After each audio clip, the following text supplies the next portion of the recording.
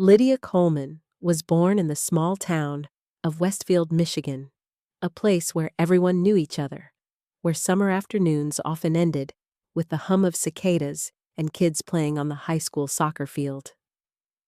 Westfield was the kind of town outsiders would call quintessentially American, with white picket fences around neat lawns, flags waving on front porches, and weekend backyard barbecues.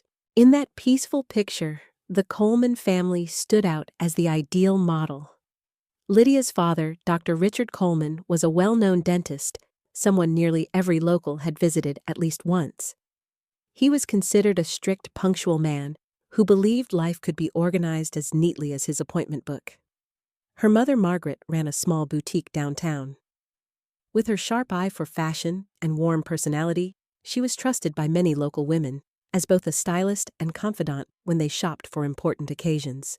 From an early age, Lydia grew up in an environment where success was defined very clearly: top grades, a stable career, and the admiration of the community.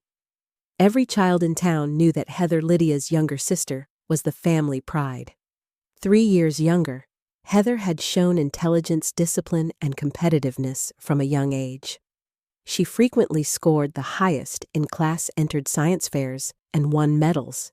Each time Heather was honored on stage at school, their parents would be in the front row, eyes gleaming with pride. And Lydia. She loved different things. While Heather spent hours poring over medical textbooks, even in middle school, Lydia could sit all afternoon sketching a dream house. She loved pulling out old Lego bricks and building unusual structures, sometimes a curved bridge over an imaginary lake, sometimes a fantastical tower with a spiral staircase that reached the clouds. Whenever she finished, she would rush to show her parents, but the most she got was a polite nod and smile. It wasn't that they didn't love her. It was just that in their hierarchy of values, her sketches never seemed as practical as Heather's perfect biology scores. Family dinners. The Colemans had a tradition: Sunday night dinners.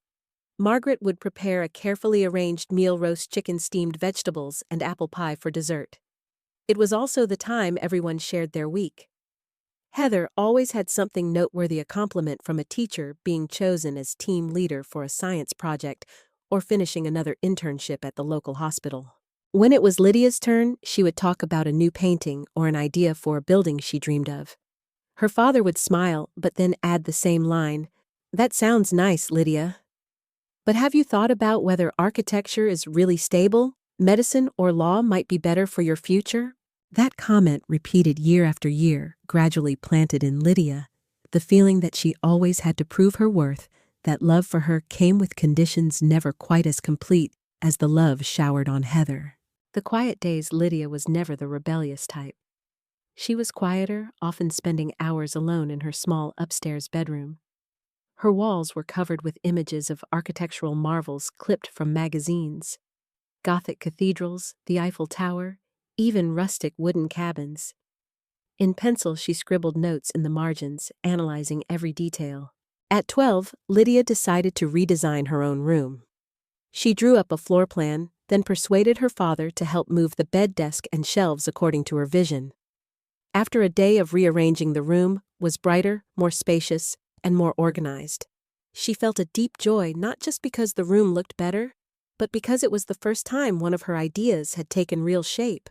Heather walked in, glanced around, and smirked. "Not bad, but I still think saving lives as a doctor is more meaningful than rearranging furniture." Lydia said nothing. But that day she knew for certain her path would be different. The simmering divide. As the years passed, the differences between the sisters grew sharper. Heather entered high school with the clear ambition of becoming a pediatrician, supported wholeheartedly by their parents. Lydia, meanwhile, was seen as the dreamy artist. Yet she was far from untalented. Her grades were solid, and her creativity shone through. Still, in the eyes of her family, she was walking a less secure road. More than once, Lydia tried to win their approval. She joined the science club, signed up for advanced math classes. But none of it felt like home. Every time she picked up a pencil to draw, she felt a spark that no other subject could ignite.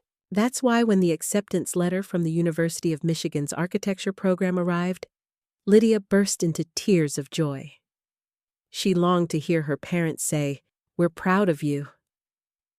Instead, her father gave a half smile and offered his usual caution. "Let's hope you know what you're getting into. Architecture is a tough road." Lydia Coleman would never forget that November morning when the maple leaves had turned a deep crimson and carpeted the narrow streets of Westfield. The message from her mother cut through her like an icy blade. "She's gone, sweetheart." She passed in her sleep peacefully. Lydia sat frozen in her Chicago apartment, staring out the window at the gray sky as the wind howled between skyscrapers. The world outside went on as usual, but inside her, something essential had collapsed. Grandma Dorothy wasn't just her grandmother. She had been the only person in the family who truly saw Lydia fully and unconditionally. The funeral took place a few days later at the small church in the center of town. The sky was overcast, heavy with gray clouds, as if even heaven bowed in mourning for such a remarkable woman. The church was packed with townsfolk. Dorothy had not only been a mother and grandmother, but also a spiritual pillar of the community. She had volunteered at the nursing home, donated to schools, and quietly helped struggling families. Everyone respected her deeply. Lydia sat near the front pew, in a simple black dress, her eyes swollen and red, clutching the small sketchbook her grandmother had once given her. Beside her was Heather, her younger sister in a chic black dress face, composed, showing hardly a tear. Their father sat ahead, head bowed his broad shoulders, trembling slightly while their mother dabbed at her eyes again and again. Uncle Pete Richards' younger brother, and an architect Lydia had once idolized, sat beside her. When the service began, he placed a steady hand on her shoulder, a quiet squeeze, wordlessly reminding her she wasn't alone. In the days that followed, Lydia stayed in town to help with the arrangements. She helped her mother sort through Dorothy's belongings, the worn wool scarf, the old music box, the set of blue porcelain cups used for decades. Every object was a memory. The family's lakeside cottage where summers were once filled with fishing trips, fireside stories, and Lydia's earliest sketches now felt hollow. She stood in the living room, staring at her grandmother's old armchair, still by the fireplace, a half-read book resting on the table beside it. A sharp ache twisted inside her, as though the memories themselves were pressing down on her heart. A week later, the family gathered at Attorney Jensen's office for the reading of the will. The room was modest, yet solemn, its walls lined with shelves of thick legal volumes. The air was heavy, broken only by the steady ticking of a clock. Jensen began reading savings accounts divided among grandchildren, jewelry left to her daughter, keepsakes for her children. Everything seemed fair, no one reacted. Then Jensen paused, his voice dropping lower. "Regarding the lakeside cottage, the family's heritage home, it is to be given in full ownership to my granddaughter, Lydia Coleman." The room fell silent, utterly still. Lydia's heart pounded. That cottage was her most cherished place, summers spent fishing nights by the fireplace, listening to stories, the first sketches she'd ever made. Before she could process the words, a chair screeched violently. Heather shot to her feet, eyes blazing. What, why, only her? That house belongs to the whole family. Their parents exchanged uneasy looks. Their father furrowed his brow. Their mother pressed her lips tight. Jensen continued reading Dorothy's handwritten note. "I leave this cottage to Lydia because she is the only one who truly values its history and architecture. I trust she will preserve it and not sell it to developers." Tears welled in Lydia's eyes. Her grandmother had believed in her. But Heather would not accept it. She shouted, "You manipulated her.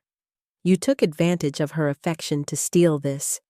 There's no way she was in her right mind when she wrote that." The room erupted. Their father placed a hand on Heather's shoulder, trying to calm her, but he never once looked at Lydia. Their mother turned her face away, unable to meet her eyes. Lydia felt the gulf widen, a chasm separating her from the rest of them. On the drive home, Heather unleashed her fury. "This isn't fair. I'm drowning in medical school debt, and you walk away with $1 million cottage? You must have whispered something to make her change her will."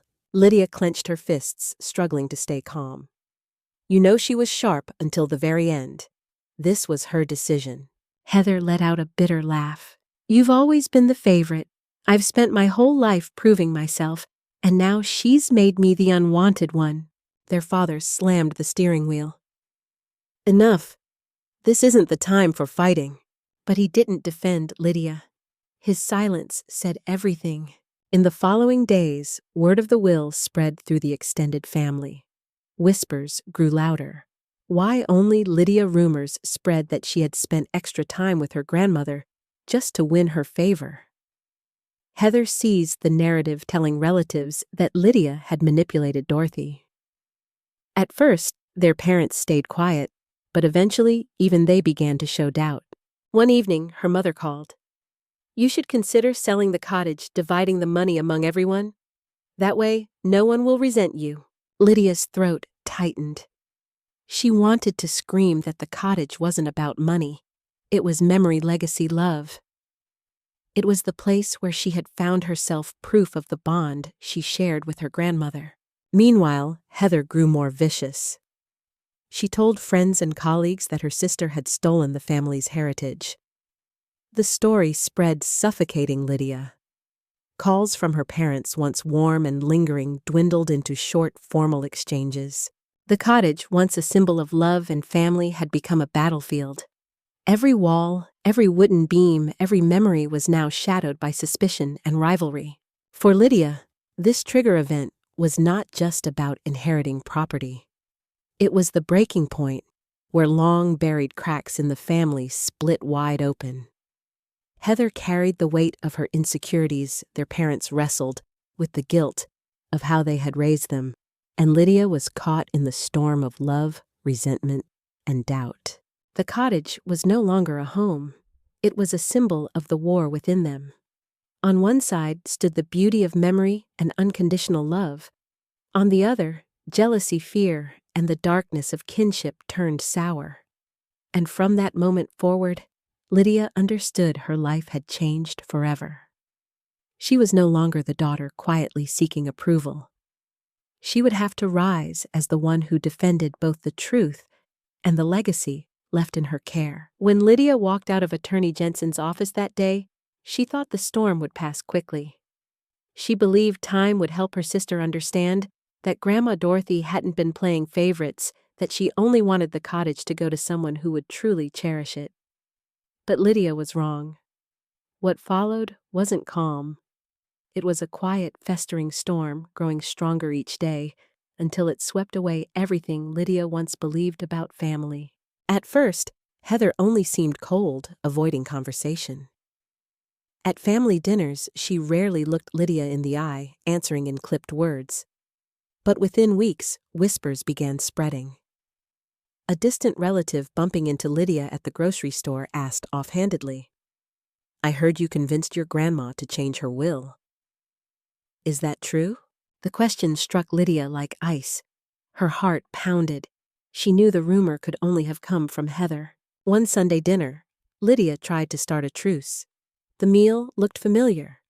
Roast chicken, steamed vegetables, but the air was heavy as stone. Summoning courage, Lydia spoke softly. "Heather, I never wanted the cottage to become a burden. I'm willing to let everyone use it. I just want to keep it from being sold off." Heather gave a sharp, mocking laugh. "Keep it for what, so you can hang up your architect awards and show it off to your friends? You always act like you're so noble." Their mother sighed, setting her fork and knife down. "Girls, please don't fight. We can find a compromise." But Heather cut her off, voice hard as steel. "There is no compromise. Either Lydia sells it, or she tricked all of us." The words landed like a gavel. Lydia turned to her father, searching for some defense, some shield of support. But he only bowed his head quietly, carving his chicken as if hiding from the truth laid bare on the table. the first accusation. It didn't stop there. One afternoon, Lydia stopped by her mother's house with a tin of homemade cookies. As she walked in, she overheard Heather's voice in the kitchen. The door was ajar, her sister's tone low but sharp. She told Grandma that if the will wasn't changed, she'd put her in a nursing home. Don't you see? That's why Grandma rushed to sign the papers. Lydia froze. Her hands trembled as she pushed the door open. What did you just say? How dare you make that up? Heather didn't flinch. She turned to their mother, eyes blazing with false righteousness. See, she's always angry, always hiding something. I'm only telling the truth. Their mother stood between them, confusion etched across her face. And instead of defending Lydia, she whispered, Lydia, I don't know who to believe anymore. The words cut deeper than any knife. This was the same mother who once cradled her after bike falls, who once praised every messy childhood sketch.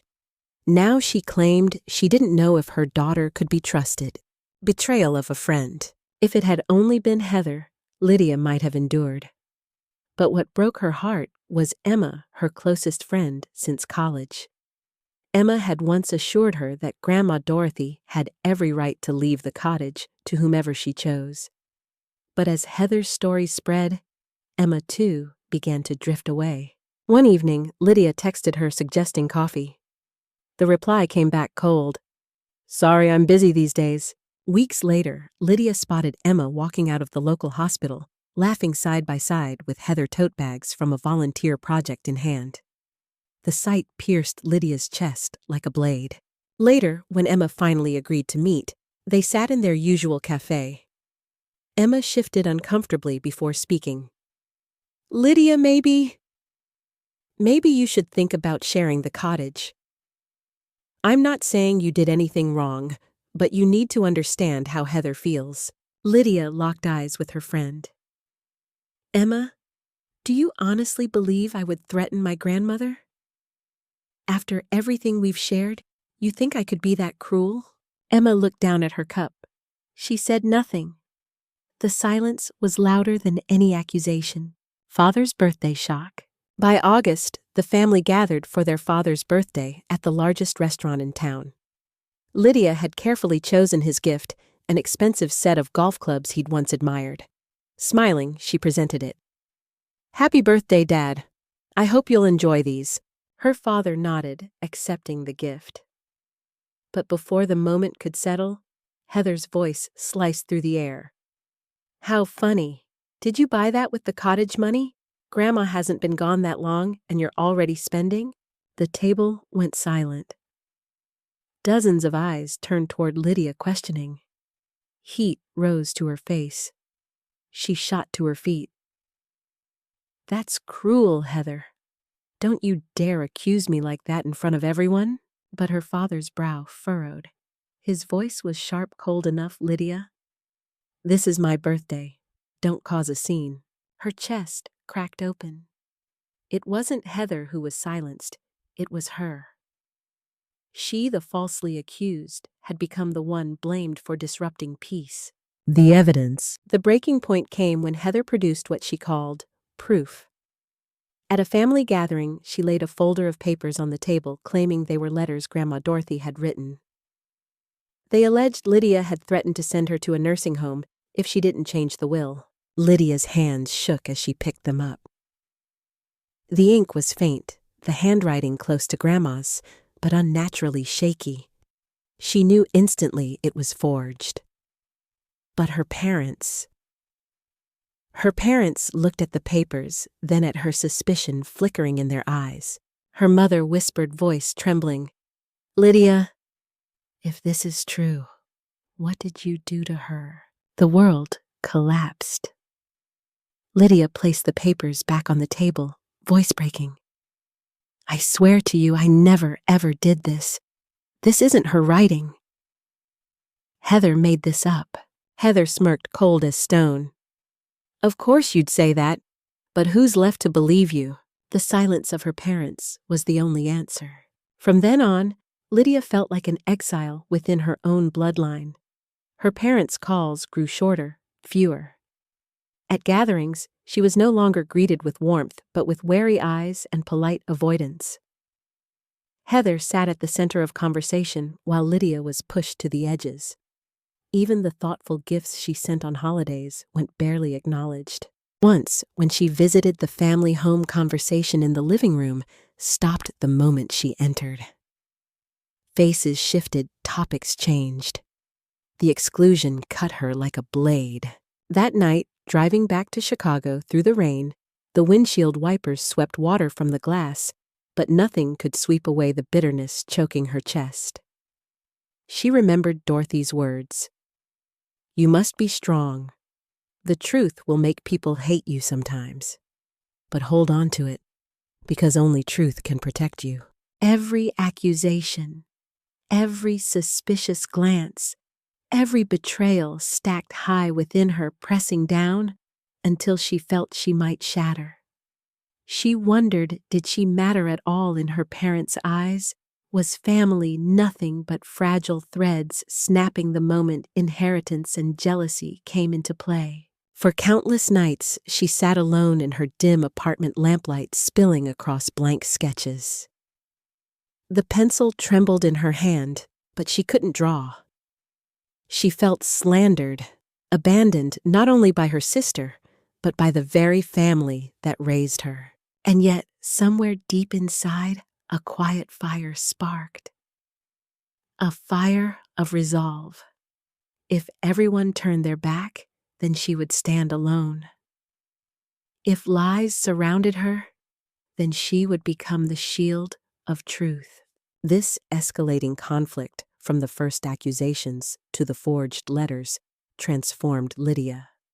No longer just a daughter longing for reconciliation, she became a woman forced to fight. Every word, every glance, every silence deepened the divide. And in that divide, she learned the harshest truth of all.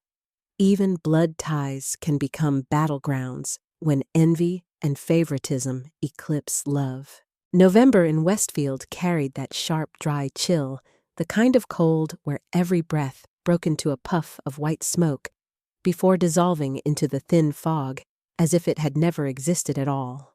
Lydia pulled her black wool coat tighter around her, the other hand carefully balancing a still, warm apple cranberry pie on the passenger seat.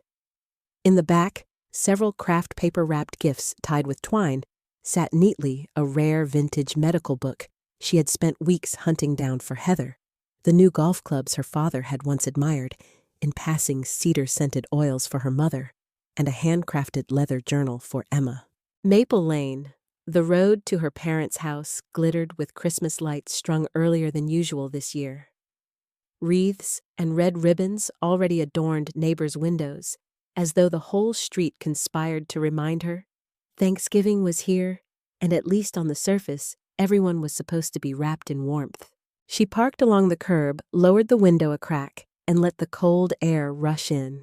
The sweet, tart aroma of apples, cinnamon butter, and cranberries filled the car, a smell of home. On her phone screen, her mother's morning text still lingered. 2:00 sharp. "Don't forget the pie Grandma taught you. I'll be waiting." Lydia smiled faintly, her heart tightening with fragile hope. Maybe today would be different. Maybe the pie, the gifts, and a few carefully chosen words of apology could mend what the past months had shattered. She adjusted her scarf, steadied the pie with her right arm, hooked the gift bags in her left hand, and stepped carefully across the frost-dusted lawn. On the porch, straw bundles and bright orange pumpkins from early autumn still sat in place beside the chalkboard sign that read "Welcome." The late afternoon sun glowed pale gold, casting the whole street in postcard perfection. Lydia pressed the doorbell. A tiny chime rang inside. She caught the faint clatter of dishes, a burst of laughter. Heather's laugh, sharp and needling, unmistakable. The pie tray slipped slightly in her hands. She nudged it back into balance with her knee and inhaled. "Today will be fine," she told herself. "It's Thanksgiving after all." The door opened. Her father filled the doorway in a gray turtleneck sweater, his face set in that familiar sternness of a man who believed in order. Just behind him, her mother stood half a step back, dressed in a dark blue dress, the pearl necklace she wore only on important occasions glinting softly.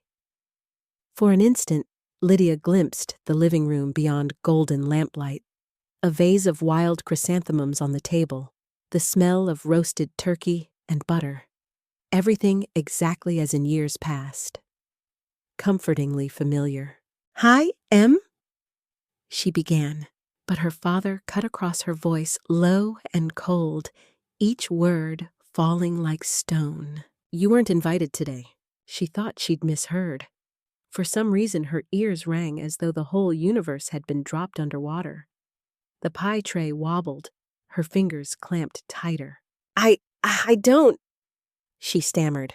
"Mom texted me. I brought the pie, Grandma's recipe." Her mother didn't meet her eyes.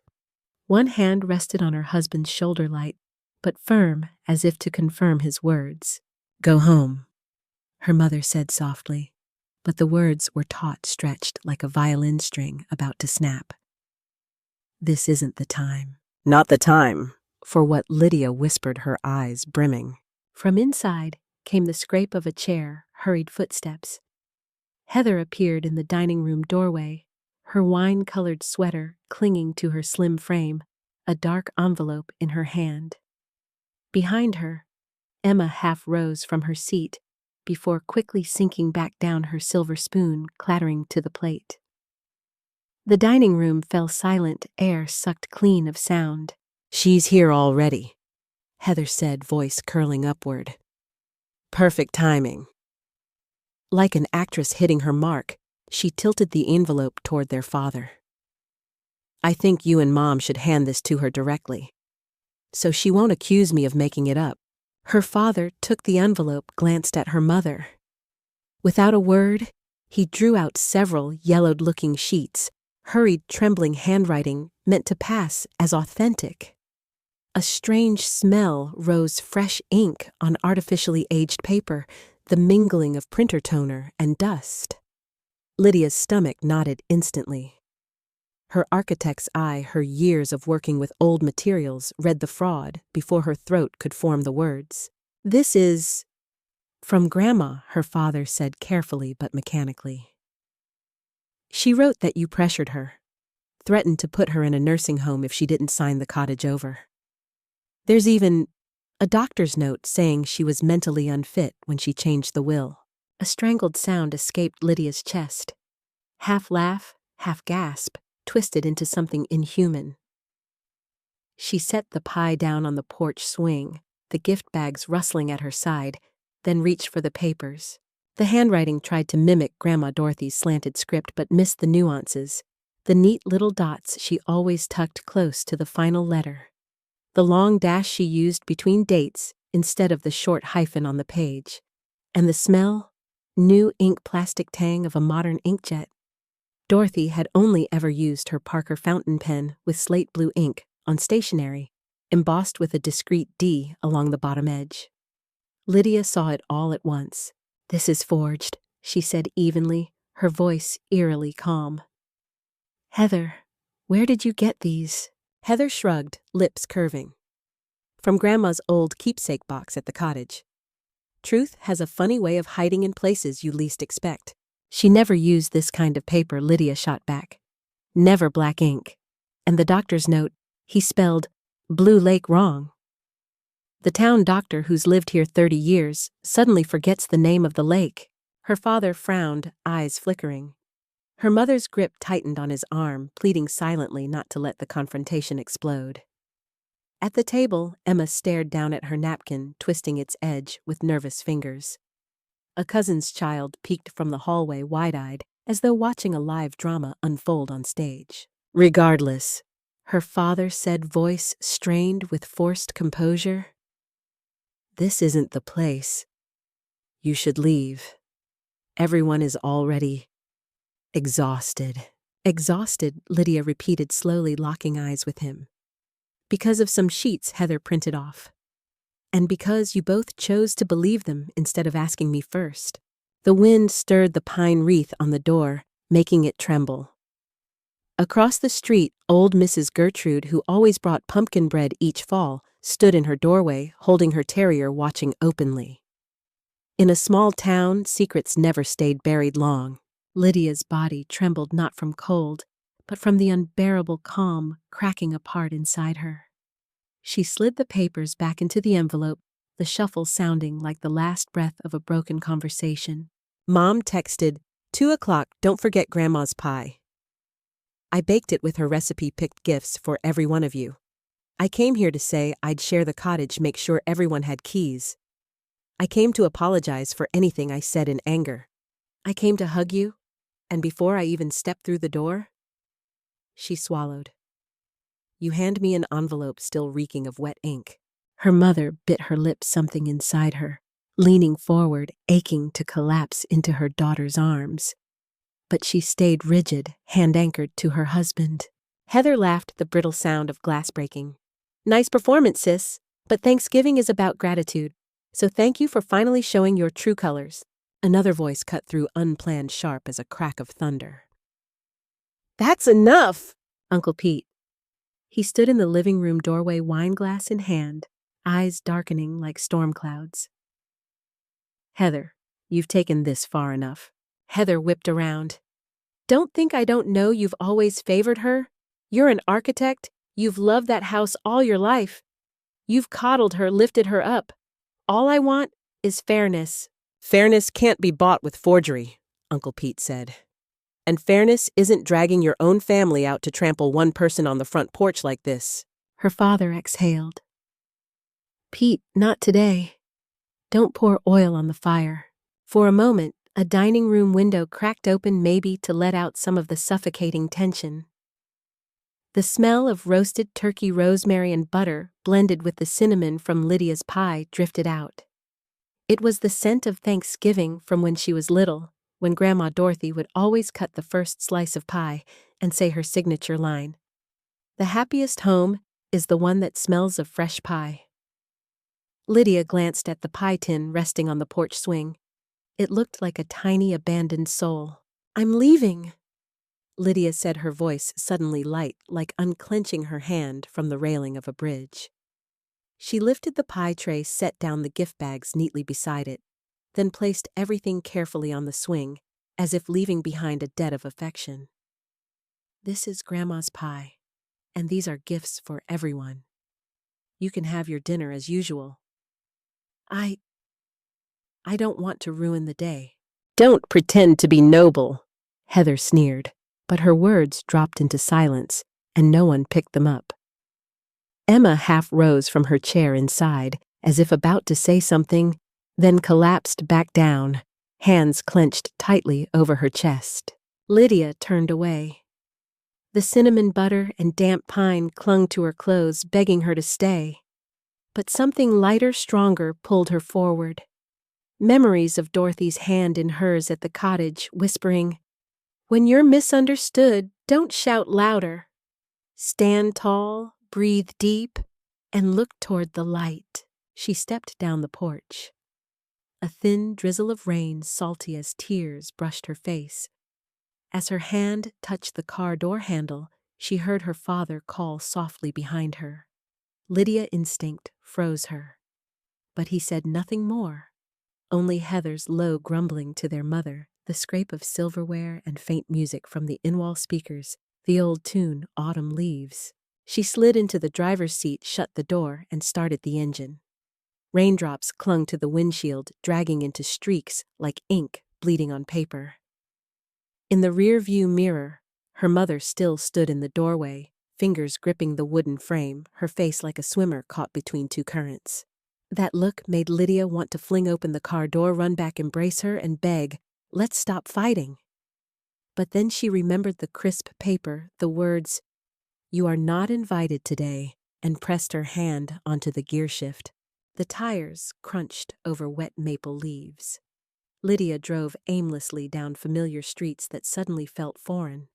Maple Lane to Birch Street, then Cedar Avenue, then the riverside where willows bent under the rain. Inside her head, voices collided. Heather's, her mother's, Uncle Pete's, her father's silence, and beneath them all her own, a small, trembling whisper, "Don't break, not yet." She pulled over at Riverside Park, the place she used to eat ice cream with her dad after softball games. The river stretched gray, frothing under the drizzle like a loose ribbon unraveling. Lydia laid her forehead against the steering wheel, and the hurt spilled out without warning. But tears run dry eventually. After the flood comes an emptiness brittle and arid, like a riverbed in drought. And in that emptiness, one thought landed sharp as a blade: I won't let Grandma's name be smeared by cheap paper tricks. Her phone buzzed, a stream of notifications from the family group chat, relatives, even unknown numbers. Some messages were polite photos of food and glasses of wine. But hidden among them were sly, probing notes. "Lydia, are you okay? Have you spoken to your parents yet? Heather just shared those letters from Grandma." "I'm shocked." She silenced the phone, flipped it face down. In some other universe, she might have turned back, banged on the door, begged, screamed, flipped the dinner table. But in this universe, Dorothy had taught her another way. She switched on the car's dim light and reached into the glove compartment for a small notebook. On the first page, in Dorothy's handwriting, "For Lydia, the one who will rebuild the home with light." She turned to a blank page and wrote quickly, "Forgery. Inkjet ink. No watermark. Date dashes short. Period marks different. Doctor's letter misspells Blue Lake." When she finished, she inhaled deeply and dialed a number: Gregory. An old friend, now a family lawyer. At their last alumni reunion, he'd half joked, half serious. "If the inheritance blows up, call me. Your grandma left me with a few things." The line rang once, twice. "Lydia, if you're calling on this day, it's not good news." "Greg," she said, her voice suddenly steady, "I was just blocked at my parents' door. They waved some letters from Grandma and a doctor's note, fresh off the printer." Silence. Then Gregory sighed. "I figured this might happen. Your grandmother left behind video recordings and documents in case you were ever accused like this. I haven't shared them yet because I still trusted them," Lydia murmured. "Well, today I learned that lesson." "Where are you?" "Riverside Park. It's raining lightly. Stay put. Sip some water. Breathe slow.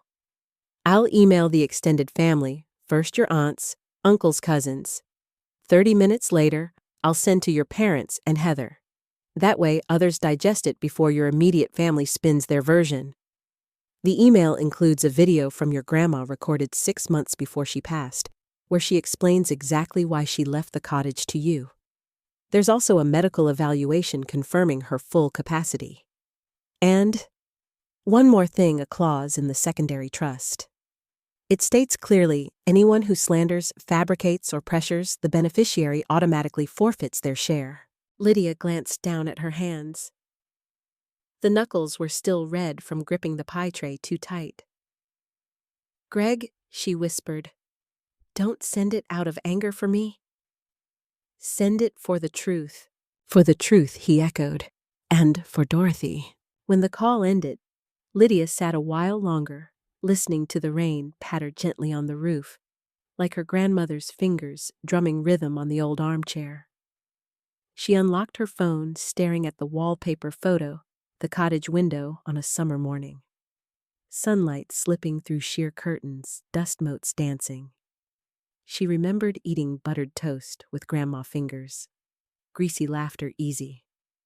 She remembered learning how to smell different inks, each Parker bottle a story. She remembered Dorothy saying, "Real paper is like real people. If it's true, it has nothing to fear from light." A faint flash split the clouds like a curtain tugged aside. Lydia buckled her seatbelt, turned the wheel, and headed toward the town square. Most shops were dark for Thanksgiving, but she knew one place that never closed: Silver Spoon Diner, a little cafe on the corner, where travelers, truckers, loners, and sometimes lost souls always found a cup of coffee and a warm booth. The neon open sign glowed pink through the drizzle. Inside, radio music played holiday classics. The air smelled of coffee and pumpkin pie, heavy and comforting. The silver-haired owner looked up and smiled at her, with a gaze that slowed Lydia's heartbeat. "Come in, sweetheart. There's a seat by the window." Lydia ordered turkey with mashed potatoes, cranberry sauce, and hot tea. She left her phone face down, promising herself 10 minutes of peace before the world came crashing in. But the phone buzzed again, once, twice, 3 times, like a pulse pounding in someone's chest. She sighed and flipped it over. The first message was from Emma. "Lydia, please hear me out. I just saw a video from Grandma. Greg sent it. I was wrong. I believed Heather. I'm sorry. Please call me." The next was from her mother. "Why would you send those things today of all days? Do you want this family destroyed? Call me." Heather didn't text, she called. Lydia's finger hovered trembling, then she hit decline. Moments later, a text from Uncle Pete. "Your aunts and cousins just saw the clip. Everyone's stunned. Heather stormed into the kitchen, your parents followed. The house is chaos. Grandma left a clause in the second trust. Lydia, I'm sorry. I should have stopped this at the door." Lydia replied with a single heart emoji. Her food arrived: golden turkey, rich gravy, smooth potatoes, the very Thanksgiving meal she'd been denied. But as she took the first bite, something strange happened. It tasted good. Not because the diner's cook was better than her mom, but because in that moment, she sat among strangers smiling at each other, passing sugar packets, pouring tea, trading small jokes about the weather. A young traveler offered to snap a photo for an elderly woman to send to her kids. 2 truckers swapped road stories like old friends.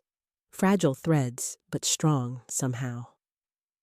Lydia ate slowly, as if relearning how to savor a holiday without family's permission. 20 minutes later, Gregory's text came, sent as planned. "Brace yourself." As if a stage manager had just signaled the curtain rising on Act 2, Lydia's phone exploded with notifications: cousins, uncles, friends, shock apologies, disbelief. Even Heather finally messaged, spitting venom. "What did you do? Fake that video? You're tearing this family apart." Lydia set down her fork, wiped her mouth, and typed one line back. "You know better than anyone what's fake." Then she blocked Heather's number for an hour, granting herself silence. Dessert was pumpkin pie. Near the door, the owner slipped an extra scoop of vanilla ice cream onto a boy's plate, saying, "Thanksgiving needs a little sweet." Lydia smiled. When she paid, the woman tapped her hand gently. "Don't let anyone else define family for you. The people who sit at your table, that's your family." Outside, the rain had stopped. The sky was ink dark, streaked with deep blue. Lydia drove slowly past the square, where workers were raising the town's Christmas tree frame. She parked by Blue Lake, its waters now calm, holding the reflection of the town's lights like a fleet of tiny paper boats. She thought of the cottage, the weathered walls, chipped window frames waiting for her touch, the history etched into every wooden grain. It was waiting for her. Not as property, but as a promise kept to Dorothy, to guard what was worth guarding. Her phone buzzed again. A string of names: her mother, father, Emma, Uncle Pete, Aunt Barbara, Cousin Taylor. Lydia exhaled and chose Emma's call first. Emma's voice was ragged, breathless, like she'd run a marathon. "Lydia, I'm so sorry. In the video, Grandma explained everything. She even said if anyone claimed you pressured her, they were lying. I sided with Heather because I was afraid of losing both of you. I thought being neutral was kindness, but it was cowardice. Please give me a chance to make this right." Emma, Lydia said slowly, "I don't know yet, but at least stop. Don't aid cruelty with silence anymore." When she hung up, her mother's call came through instantly. Lydia answered without hesitation. You sent those things to the whole family?" Her mother began, her voice no longer sharp, but cracked. "The house is in chaos. Your father is with Heather. The doctor's note, the trust clause. I feel dizzy." "I sent the truth," Lydia said softly, like setting a stone into still water. "But tell me, Mom, what was in that envelope they waved at me? What did you see?" Silence. Then a long sigh, like curtains dropping. I don't know who to believe anymore. Believe in the light, Lydia answered. Believe Grandma's words on the video. Believe in yourself because you raised 2 daughters. And you know deep down which one could pull something dirty like that and which one couldn't. On the other end, her mother cried. Not loud, not theatrical, just the kind of crying like warm water slipping over the rim of a teacup. Where are you going tonight, hotel in town? Tomorrow come by the cottage. Keep your phone on, okay? When I call promise, you'll pick up. I will. She started the engine, pulling away from the lake and back onto the road that led to the highway.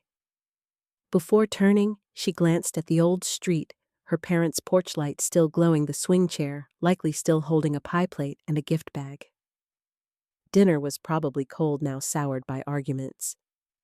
In her mind, one question kept circling a piece of the evening that had never made sense. Why had her mother texted 2 o'clock only to join her father in barring the door? Lydia replayed that midday text, recalled her mother's usual cheerful tone about pie, not the tone of a woman preparing to exile her daughter. So what happened between noon and the moment she rang the bell? Who had whispered into her mother's ear? Who had placed that envelope on the table? And who had taught Heather to mimic their grandmother's handwriting so perfectly it fooled even those desperate to believe? The small roadside hotel on the edge of town was eerily quiet. In her room, Lydia opened her laptop. Gregory had CC'd her the entire email chain. Subject: video recording. Mrs. Dorothy. Statement of consent. Addendum Trust 2. She clicked on the clip.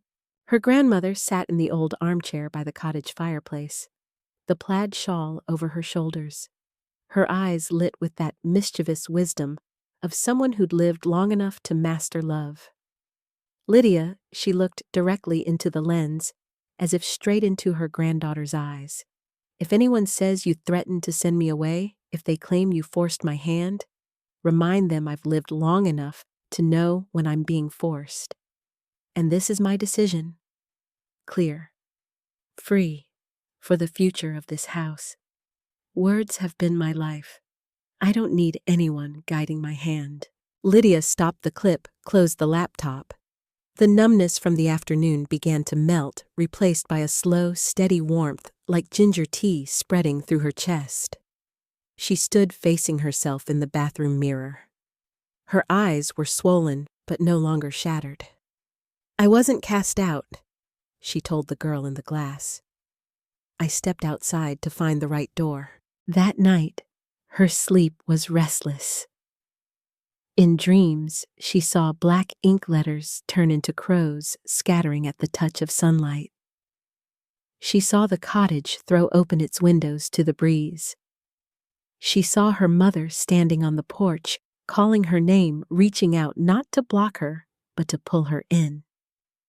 She woke with a start at 6:12 a.m., the phone vibrating.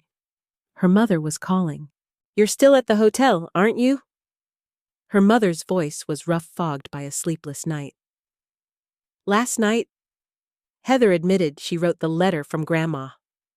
One of her friends in hospital administration printed the doctor's note. "Your father, he's furious about the second trust. This family doesn't feel like a family anymore." "I know," Lydia said quietly. "Do you want to see me?" "Yes," her mother whispered, as if afraid someone might overhear. "But at the cottage. Can you unlock the door?" "Yes." "Your father wants to come too. Will you face him?" "I will." Lydia checked the clock, then the pale sky outside her window. 6 o'clock tonight. Okay. You. Her mother faltered, then hung up as if any more words would dissolve her. The rest of the day, Lydia wandered town. She passed Harris's frame shop where her grandmother once brought black and white photos to be preserved. Mr. Harris caught her eye, nodded as if to say, "I saw the video." At the stationery store, she touched stacks of paper-embossed, letterhead-heavy cotton-laid textures and whispered their names like prayers. These details were no longer just her trade. They were weapons of truth. By afternoon, she drove toward the cottage. The lake road was brighter now, sun spilling through bare branches. The house emerged pitched roof-dark timber beams against white plaster, leaded glass windows gleaming. She unlocked the door, stepped inside, and drew in the smell of old wood and lavender sachets. Everything sat where it always had: the armchair, the table, the bookshelves, and her grandmother's presence lingering like breath in the air. She opened windows, pulled curtains, brushed dust from picture frames. On the table, she set a teapot and 2 cups, not to play hostess in a performance of reconciliation, but as a quiet ritual to steady herself. At 5:30, she lit the fire. At 6, sharp headlights swept the drive. Her parents stepped out, stood side by side a moment, breathing as if bracing for a dive, then climbed the porch steps. Lydia opened the door. No pie plate, no gift bag, no holiday wreaths staged behind them. Only 3 people and the trembling air between. They stared at one another in silence until Lydia broke it with something simple. "Would you like some tea?" "Mom?" They came inside. Her mother sat on the edge of a chair, hands knotted together. Her father scanned the room slowly, as though seeing it for the first time, eyes landing on each keepsake, each drawing out a brief sigh. "Beautiful," he said, voice low. "It suits you." "Dad," Lydia replied, weak smile tugging her mouth. "I don't need praise for the house. I need—" She swallowed. "An acknowledgement that yesterday you left me outside like a stranger." Her father sat. In that instant, he looked years older. "I believed, Heather. I thought you might, because of the house." "You thought I pressured Grandma," Lydia said. "You read that letter and found it logical." "I was afraid and angry." His words carried no defense, only surrender. "And I'm ashamed." Her mother reached for her hand. "I'm sorry," she said. No words could cover it. "I texted 2:00 with love, then at noon." Heather handed me the envelope. She swore by it. "Your father panicked over the second trust. I panicked about a broken dinner. I chose wrong." "It wasn't the dinner that broke," Lydia answered softly.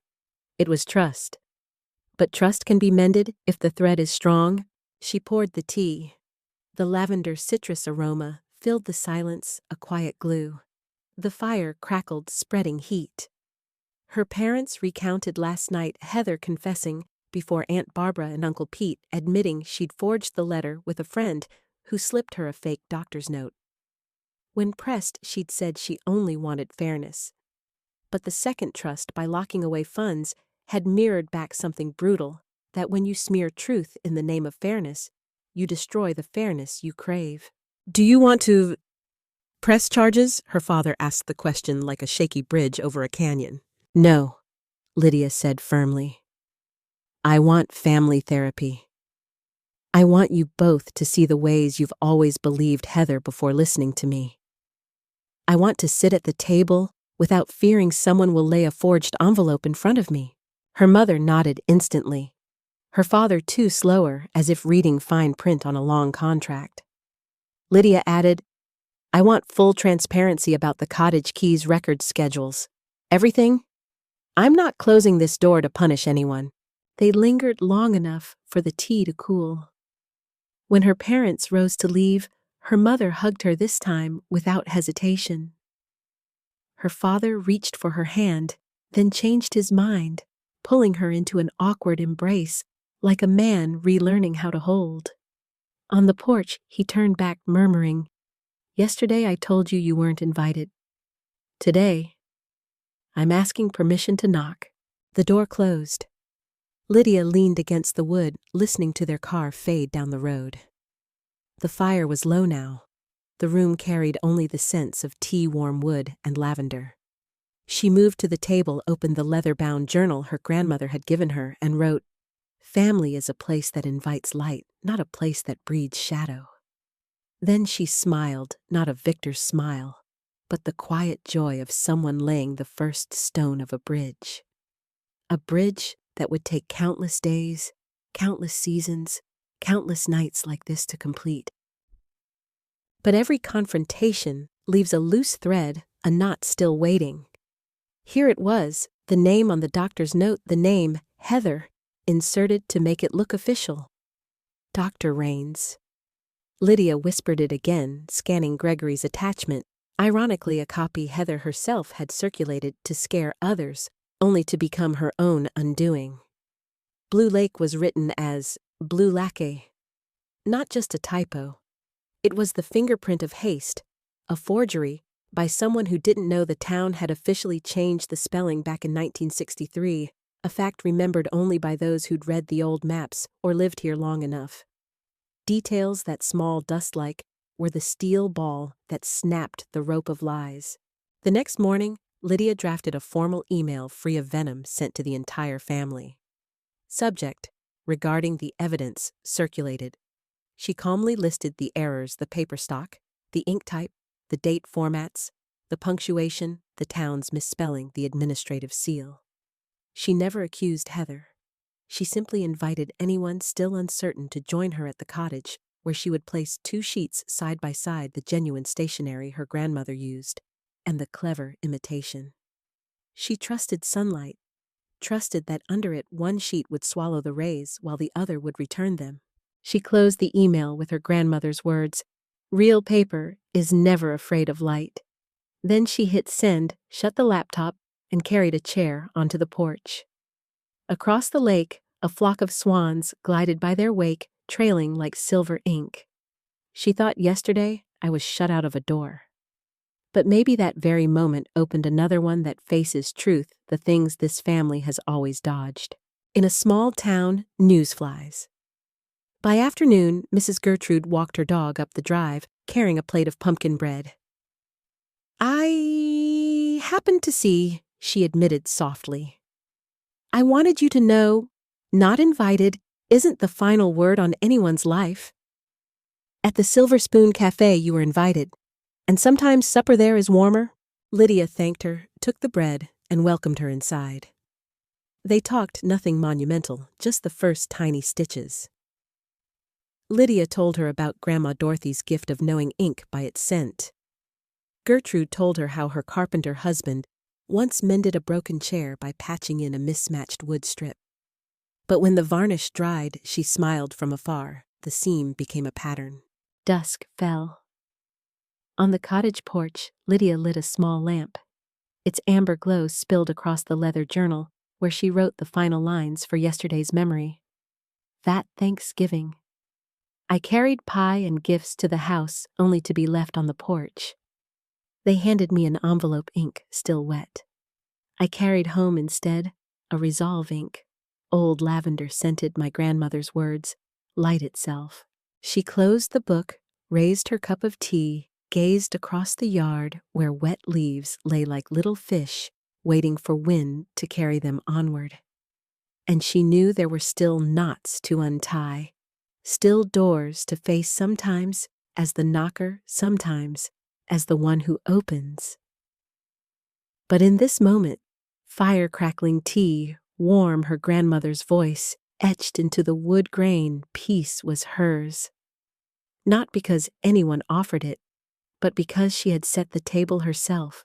The Thanksgiving she was shut out was not the day her family was stripped from her. It was the day she was given a map, the roads that lead to those willing to sit through a meal, say sorry when needed, and bring light into the room instead of slipping envelopes in the dark. It was the day she realized not invited was only a phrase at an old door. The true voice of home, the real kind, always speaks when someone pours tea and says, "Come in." Lydia stood before the dark wooden door of the house she once called home. In her hands was a box of apple pie she had baked the night before, along with a few small gifts wrapped in glimmering silver paper. The chill of Thanksgiving morning made her fingers tremble, though her heart trembled even more. She had no idea what awaited her behind that door, only the hope that her family might grant her one small chance. a chance to say she still loved them despite all the accusations. When she knocked, Lydia heard footsteps. Her heart skipped, then she managed a faint smile, preparing her greeting. But the door swung open, and it wasn't her parents standing there, it was Heather. Her younger sister folded her arms, eyes cold, voice sharp as ice. "What are you doing here? You weren't invited." Lydia froze, her voice catching. What are you talking about?" "It's Thanksgiving. I brought pie and gifts for everyone." Heather smirked, her lips pressed into a thin, hard line.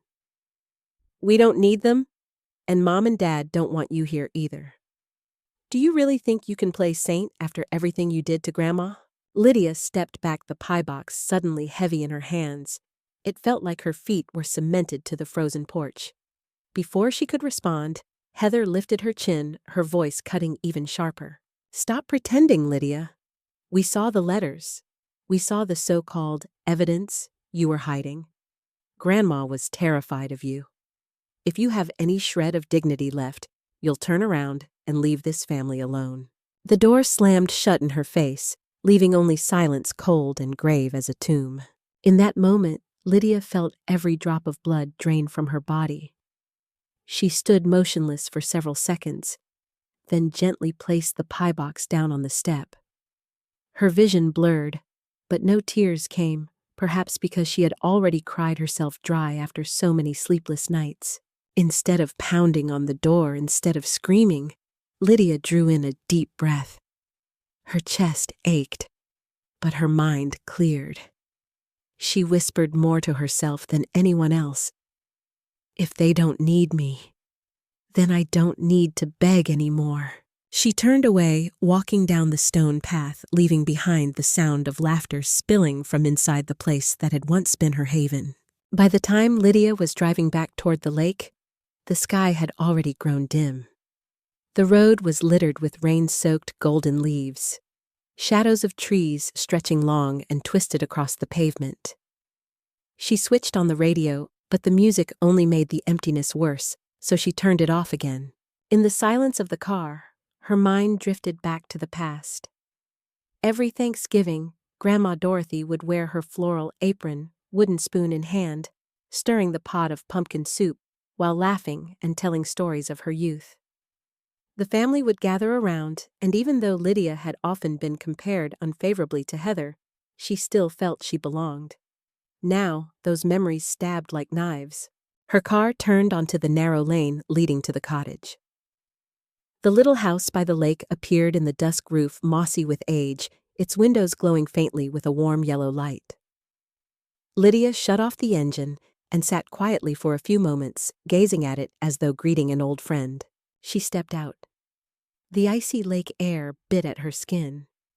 The cottage door creaked open, welcoming her with the scent of aged wood and a lingering trace of lavender, the fragrance Grandma Dorothy had always loved. Lydia set her bag down, moving slowly into the living room, where the fireplace had long since gone cold. She settled into the worn armchair, draping herself in Grandma's wool blanket. Moonlight streamed through the window, casting its glow on the photographs along the wall. Grandma Dorothy, in her wedding gown, her grandfather smiling, her parents, young and proud, holding their two little girls. Lydia touched Grandma's portrait, her voice trembling. "Grandma, I tried, but they don't believe me. They only see what they want to believe. And me, I feel lost even in my own family." No one answered, only the sound of wind rattling the window frame. Yet in Lydia's heart, she almost heard her grandmother's voice. "Don't be afraid. I knew this day would come." Lydia closed her eyes, and a final tear slipped down her cheek. She felt like a little girl again, running to her grandmother's arms after every scolding from her mother.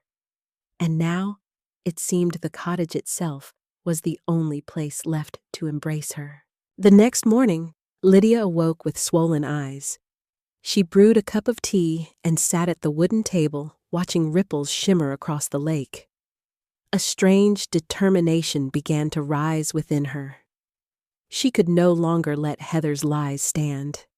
She could no longer allow Grandma's love to be defiled. She reached for her phone and scrolled to Gregory's number, the lawyer who had once read the will. Her thumb hovered for a moment, then pressed call. The line rang a few times before his deep, familiar voice answered, tinged with surprise. "Lydia, I was just thinking of calling you. Perhaps it's time we set everything straight." Her heart raced. "Mr. Gregory, please, tell me. Did she leave anything behind?" He exhaled, his voice calm but weighty. Dorothy was a clever woman. She knew her family well. She knew Heather. She knew jealousy could tear things apart. Before she passed, she entrusted me with certain evidence, including a video she recorded herself and trust documents she set up to ensure her wishes could never be twisted. Lydia's breath caught her hands trembling. "A video? A trust fund?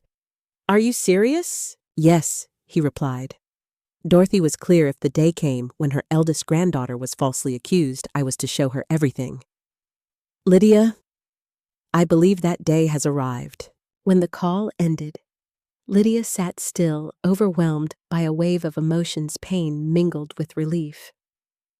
Even beyond the grave, Grandma Dorothy, the only one who had loved and trusted her unconditionally, was still protecting her. The cottage was no longer just a house. It had become a sanctuary of truth, a place where Dorothy's spirit still lingered. Lydia rose to her feet, glancing around the room as the morning light fell across her face. A faint smile broke through after so many weeks of tears. She whispered softly, "I understand now, Grandma. I won't give up. I'll make sure they all know the truth." And in that moment, Lydia found her moment of clarity. She no longer felt like the outcast or the victim, but as the keeper of Dorothy's final truth. The road ahead would be stormy, full of battles yet to come. But this time Lydia was ready. That afternoon, an unusual family meeting was called in the grand living room of the Coleman estate. Heavy curtains were drawn tight, and the golden glow of the chandelier spilled down, blanketing the room in a dense, suffocating atmosphere. Nearly everyone was present: Lydia's parents, Heather relatives, who usually only gathered on major holidays, and even a few close neighbors invited to serve as witnesses. Whispers rippled through the crowd, eyes filled with both curiosity and unease. No one understood why Gregory, the family's long-standing attorney, had insisted on such a full house. In a corner of the room, Lydia sat in silence, her hands cold, her heart hammering against her ribs. She dared not meet her parents' gaze, nor Heather's icy stare. But when Gregory finally entered, tall and lean, his silver hair neatly combed, sharp eyes glinting behind steel-rimmed glasses, the entire room fell silent. "Thank you all for coming," Gregory began, his voice deep but resonant. "I understand this gathering may come as a surprise, even an inconvenience to some, but I am fulfilling the final wish of Mrs. Dorothy Coleman. She anticipated conflict and left behind evidence. Today, I will present it all." The room erupted in murmurs. Heather folded her arms, feigning calm, though her lips trembled slightly. Lydia's parents sat upright, their eyes torn between anxiety and the faintest glimmer of hope that perhaps something might clear their eldest daughter's name. Gregory placed a laptop on the table, connecting it to the large screen in the room. He opened a folder labeled "For Truth, from Dorothy." Lydia's chest tightened.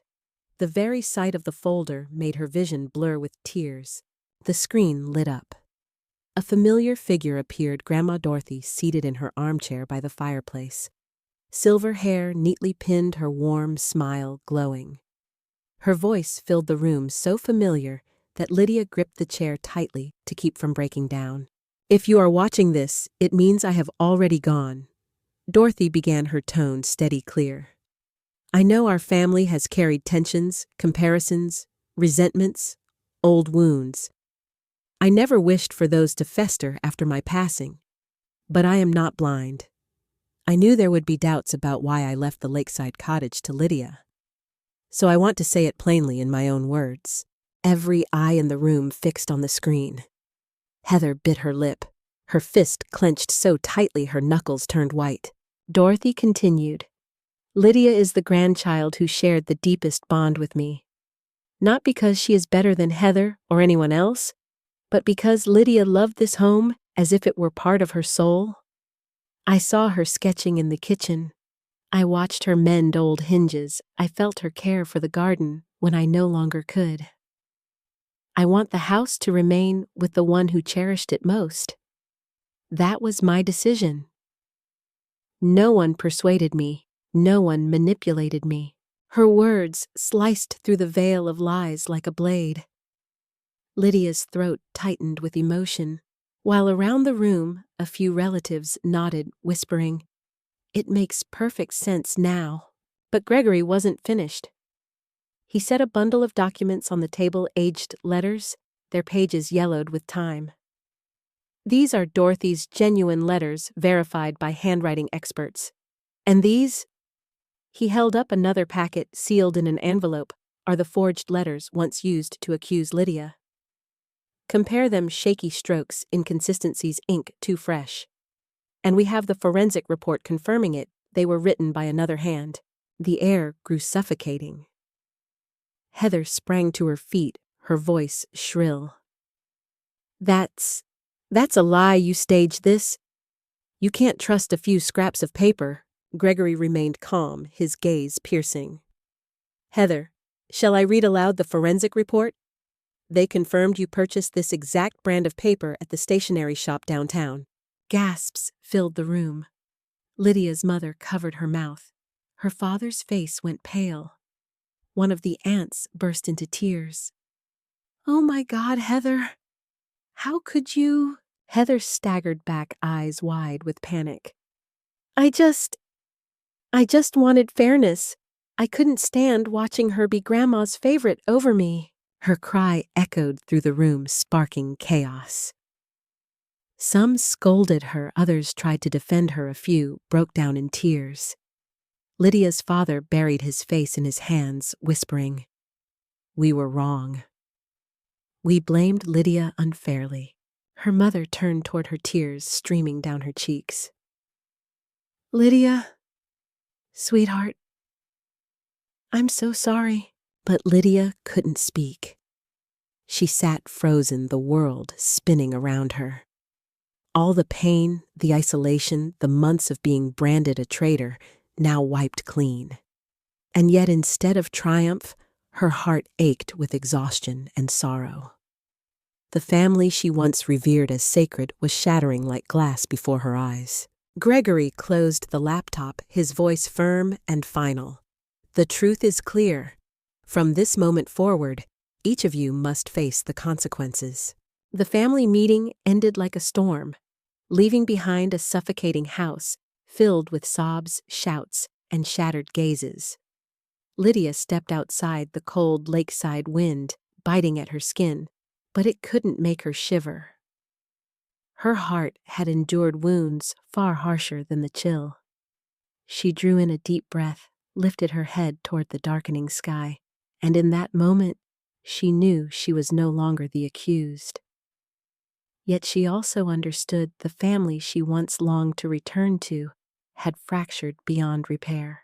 2 days later, while Lydia was tidying up the lakeside cottage, the old wooden home scented of pine, its windows framing the still water outside, a knock came at the door. Lydia hesitated, her chest tightening. She feared another encounter with cruelty. But when she opened it, there stood Uncle Pete, her father's brother, a man known for being blunt and gruff. He stood tall but slightly stooped, his work-worn hands clutching a faded baseball cap, his eyes carrying an awkwardness she had never seen in him before. "Lydia," he said softly with a slight nod. I owe you an apology." The words nearly stunned her. Uncle Pete had been one of her harshest critics at Thanksgiving when the forged letters were used against her. Yet now, he stood trembling like a boy caught in wrongdoing. "I was wrong," he admitted, eyes dropping to the floor. I believed the lies. I let my anger blind me. Your grandmother, Dorothy, would never forgive me if I didn't come here and tell you the truth. I hope you can forgive me. Tears welled in Lydia's eyes, but she only nodded gently, stepping aside to invite him in. The room filled with silence between two generations, until slowly it melted into conversation.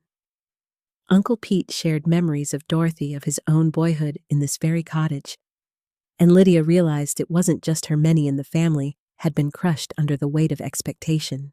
The next day, another visitor arrived, Emma, her once close cousin, who had grown distant over the years.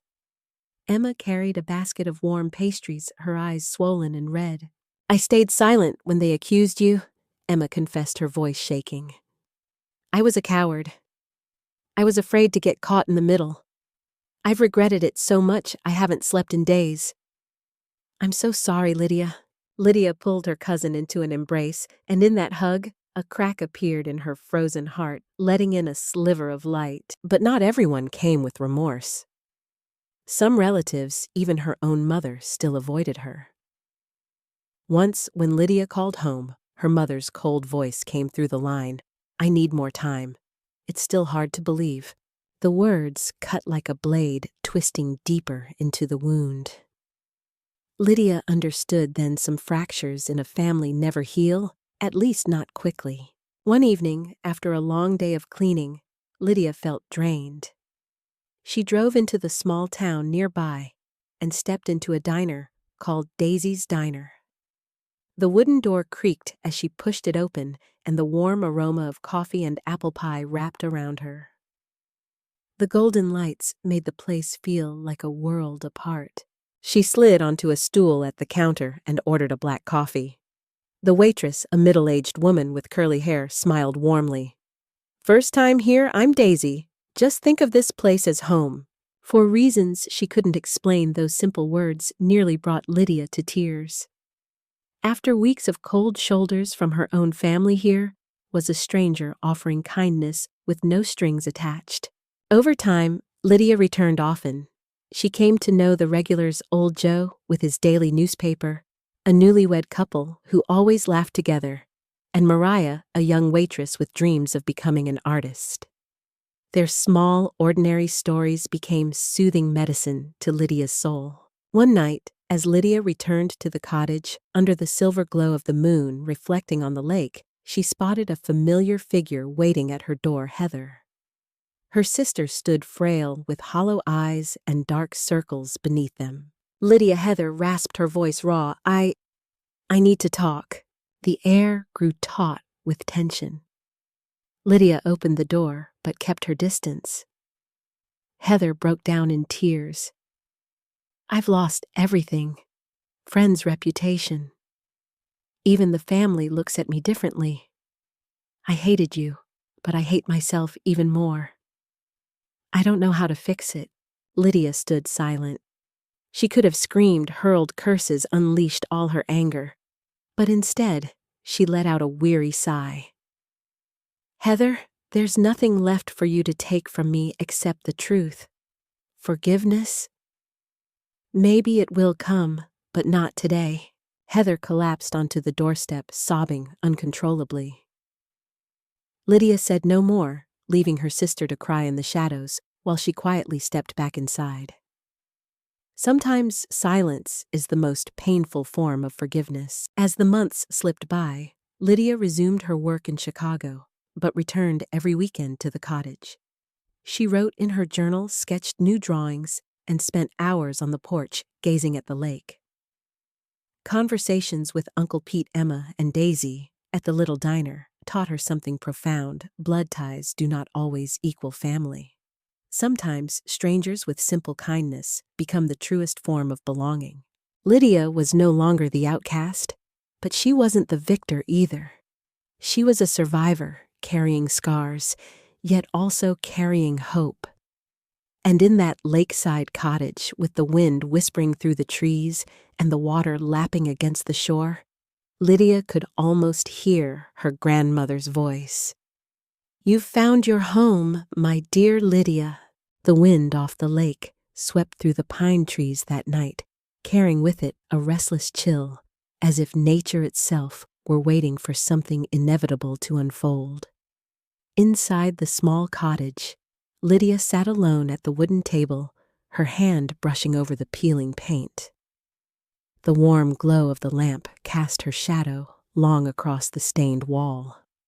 For weeks, this house had been her refuge, a place where she could finally breathe without the weight of suspicion. But tonight, her heart pounded because she knew her parents were coming. The sound of a car pulling into the driveway reached her ears. Two figures trudged up the steps. Lydia inhaled deeply. The door creaked open, and there they were. Her mother, in a heavy coat, eyes red and weary. Her father, silent, his shoulders hunched with fatigue. For a moment, the three of them stood there like strangers lost on unfamiliar ground. "Lydia," her mother whispered, her voice trembling, "your father and we want to talk." Lydia nodded, avoiding her mother's gaze, and stepped aside. They entered. The cottage suddenly felt smaller, the air dense with unspoken words. No one sat right away.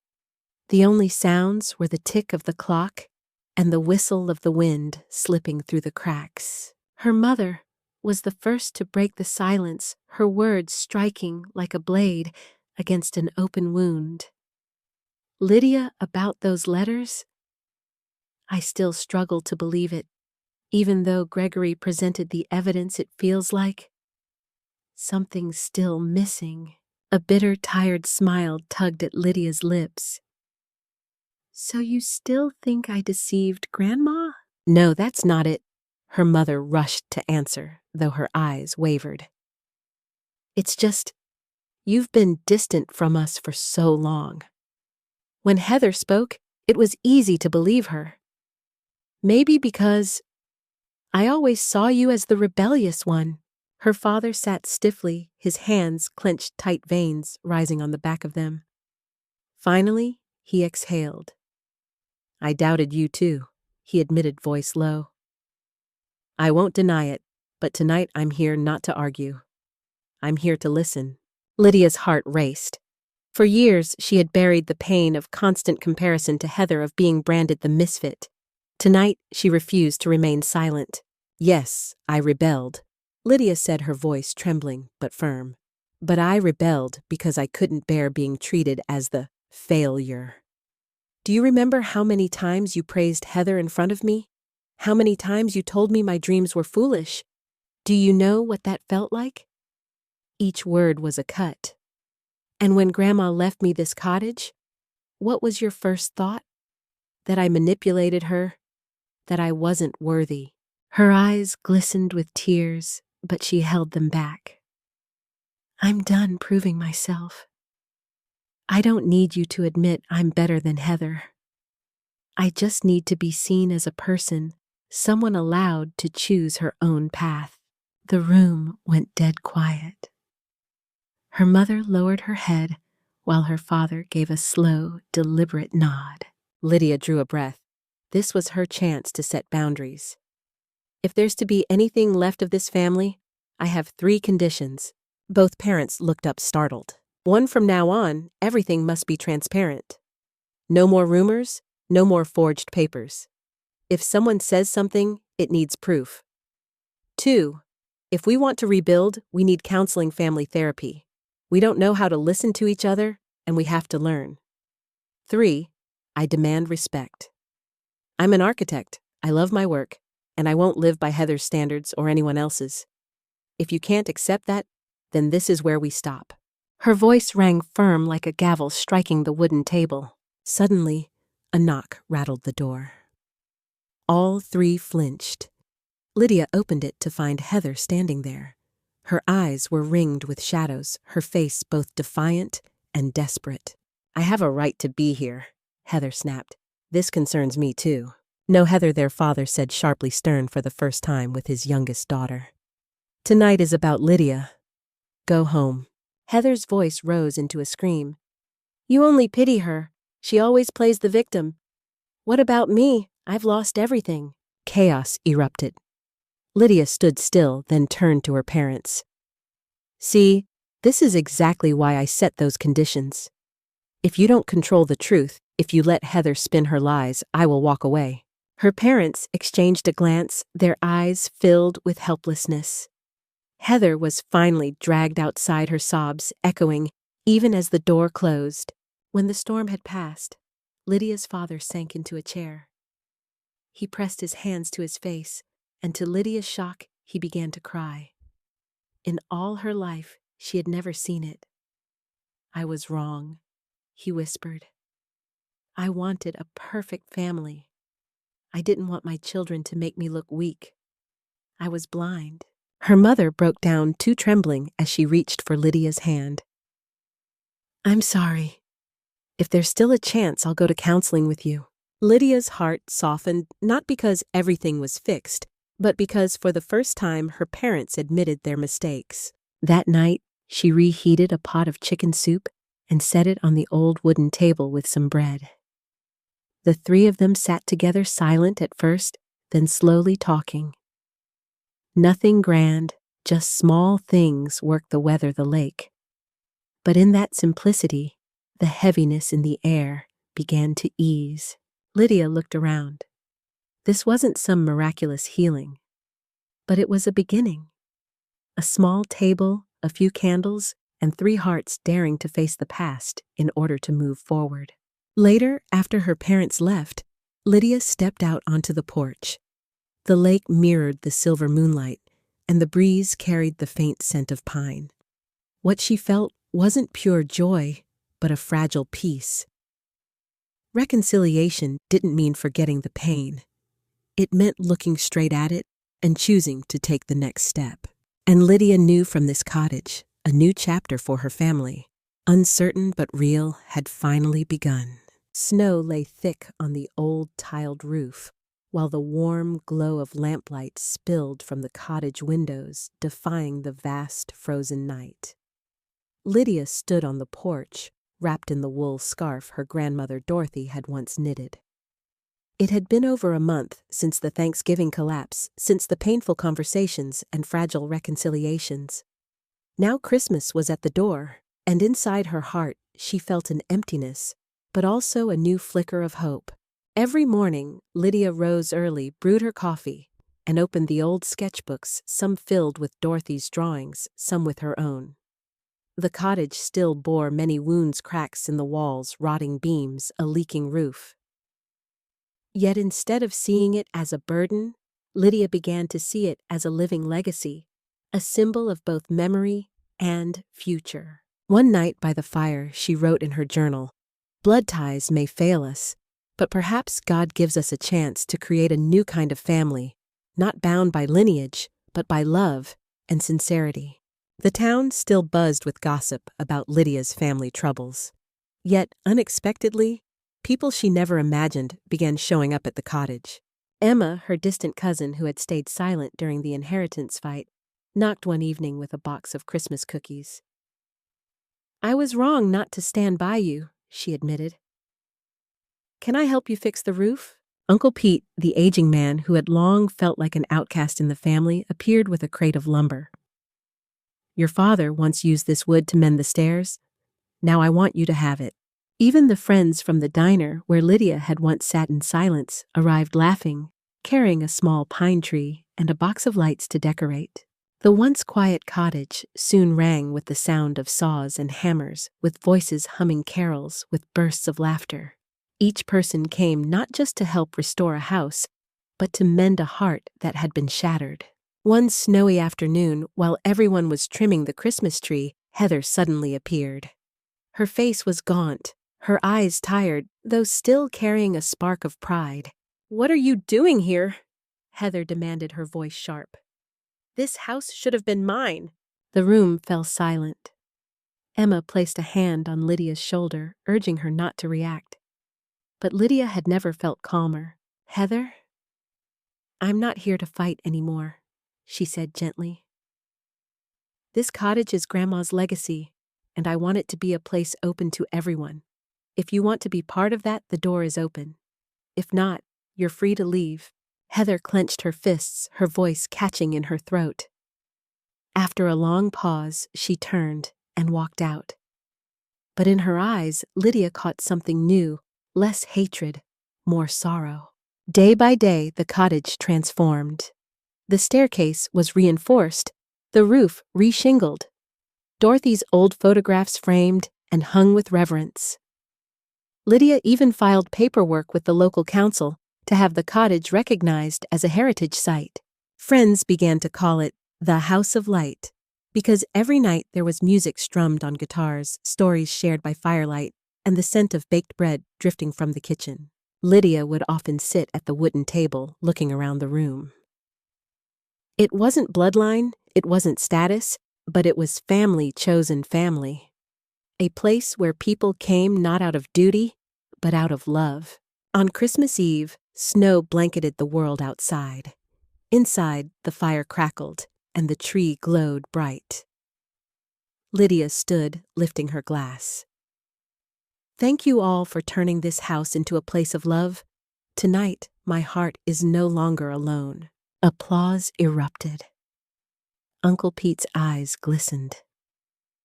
"You've done what no one else in this family could," he said. "You've preserved Dorothy's spirit." Just then, the door creaked open.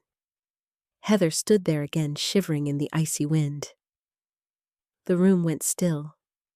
Her voice was hoarse. I don't have anywhere to go.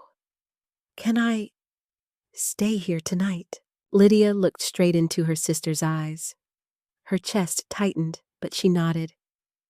"Come in. This was Grandma's home, and she always taught us that home is where forgiveness lives." Heather broke down, sobbing.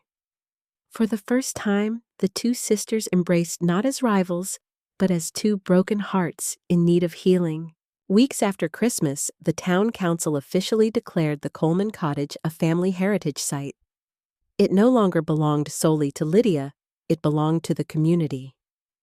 People came to learn recipes, view old photographs, and hear stories of Dorothy, the woman who had nurtured generations. Lydia stood at the doorway, gazing at the new plaque that read, "Heritage Site." Her heart brimmed with peace. She no longer needed to prove anything. She no longer sought validation from her parents or from Heather. She already had a family, hearts that chose her, and hearts she chose in return. That night, Lydia sat alone on the porch. Snowflakes sparkled like 1,000 tiny stars around her. She thought of Dorothy, of the painful months behind her, and felt her soul grow lighter. "I did it, Grandma," she whispered. "This house is now for everyone, not just me. And I finally have a family I chose, and a family that chose me." The cold wind stirred, but the cottage glowed warmly against the night.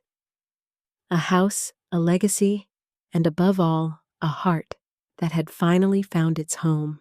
After Christmas, the town lay frozen in ice. A thin sheet covered the lake, and the wind howled through the bare pine branches. Lydia sat by the cottage window, staring into the misty horizon. In that silence, memories returned: Heather's scornful eyes, the accusations at Thanksgiving, the moment her parents turned her away at the door. Though those events were months behind her, they still felt carved into stone, unerasable. But unlike before, Lydia no longer trembled, no longer collapsed under their weight.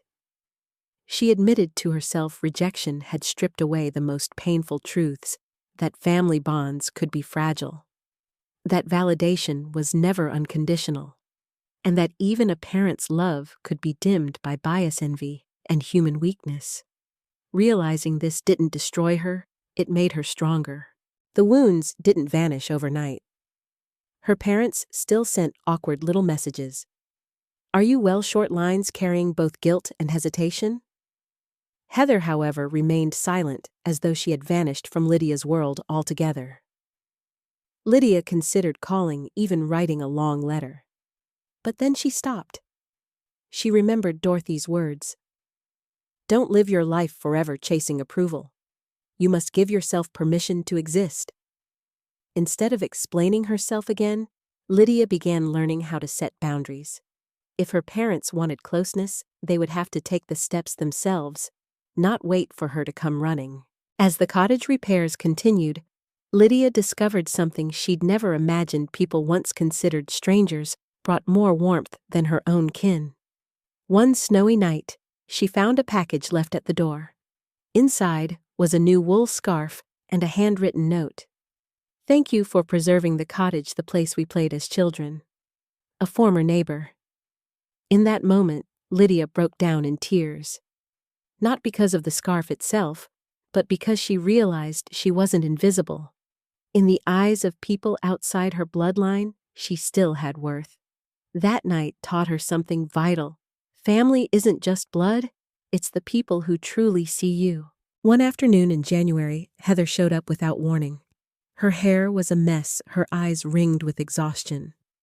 She dropped an envelope on the table. Inside were documents proving she had once paid someone to forge Dorothy's signature. You win, Heather whispered hoarsely. But I lost everything. My friends are gone. My job is gone. Are you happy now? Lydia looked at her sister, the same sister who had wounded her so deeply, and felt no satisfaction. Instead, a wave of sorrow washed over her. Heather, you don't understand.